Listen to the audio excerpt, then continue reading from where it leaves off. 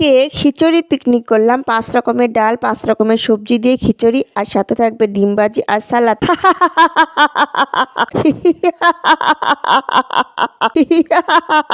পরিবারের সবাই যখন একসাথে খিচুড়ি পিকনিক করি তখন কিন্তু খাওয়ার মজাটাই আলাদা। তোমরা কি পরিবারের সবাই মিলে একসাথে খিচুড়ি পিকনিক খেয়েছো? তাও যদি বেশিরভাগ থাকে ছোট ছোট ভাই বোন আর সাথে পরিবারের সবাই মিলে। তো খিচুড়ি পিকনিক কার কার পছন্দ অবশ্যই কিন্তু কমেন্টে জানিয়ে দিবে। তো হ্যালো এভরিওয়ান, আসসালামু আলাইকুম। সবাই কেমন আছো? আশা করি অনেক ভালো আছো।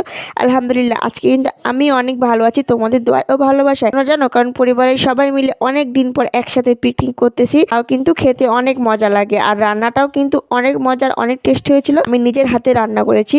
তো তার জন্য পাতিলের মধ্যে চালটা ধুয়ে নিয়েছি। চাল ধুয়ে তারপর পাতিলে চাল দিয়ে ১ মুঠ লবণ মানে পরিমাণ মতো লবণ দিয়েছি। তারপরে কাঁচামরিচ, তেজপাতা, পেঁয়াজ কুচি, ডাল সব রকম মশলা দিয়ে ভালো করে কষিয়ে নিয়ে পরিমাণ মতো তেল দিয়ে দিলাম। তোমরা যতটুকু তেল খাবে অতটুকু পরিমাণে তেল দিবে। তো আমরা একটু বেশি তেল খাই, তাই একটু তেলটা বেশি দিলাম। তো হাত দিয়ে মাখিয়ে নিয়ে খিচুড়ি রান্না করলাম। হাতে যে কোনো তরকারি বা খিচুড়ি খেতে কিন্তু দারুণ মজা হয়।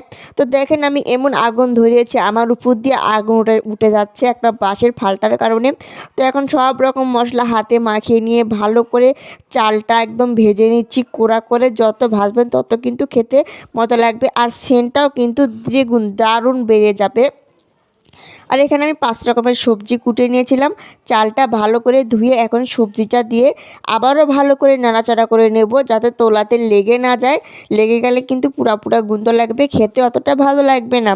তো নিজের হাতে কিন্তু খিচুড়ি পরিবারকে সবাইকে খাওয়ানোর কিন্তু মজাটাই আলাদা। তো এখন দিব ঝালের গুঁড়া।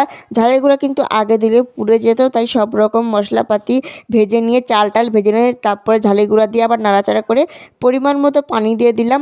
তো পানিটা তো আমি বুঝি না, পাশে আমার লোক ছিল তাই ওরা দেখিয়ে দিয়েছে।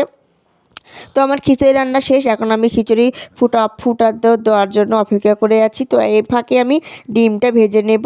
তো তার জন্যে আমি ডিমটা পোস্ট করব। সবাই আমরা ১০-১২ জন মানুষের জন্যই ১০-১২টা করে ডিম পোস্ট করে নেব, কারণ ভাজলে কাঠটা বড় হবে, কাঠটা ছোট হবে, তখন দেখা যাবে ছোটো সালপাল মারামারি শুরু করে দিয়েছে।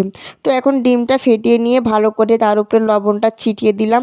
দিয়ে পোস্টটা কিন্তু খেতে ভালোই লাগে যদি হয় ভুনা খিচুড়ির সাথে।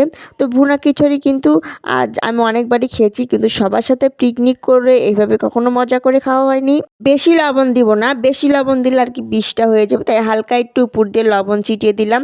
ছিটিয়ে দিয়ে এখন আমি উল্টে পাল্টে নিয়ে ভেজে নিয়ে তুলে ফেললাম। আলাদা আলাদা করে সবার জন্য ডিম পোস্ট করে ফেলবো।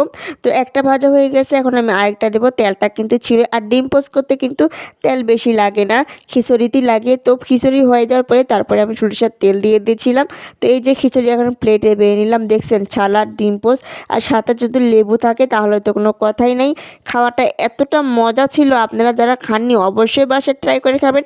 আমি জানি সবাই খেয়েছেন, কিন্তু পরিবারের সাথে আর কজনেই খাওয়া হয়, সবাই কিন্তু বাইরেই থাকে। তো সবাইকে আল্লাহ হাফেজ, সবাই ভালো থাকবেন।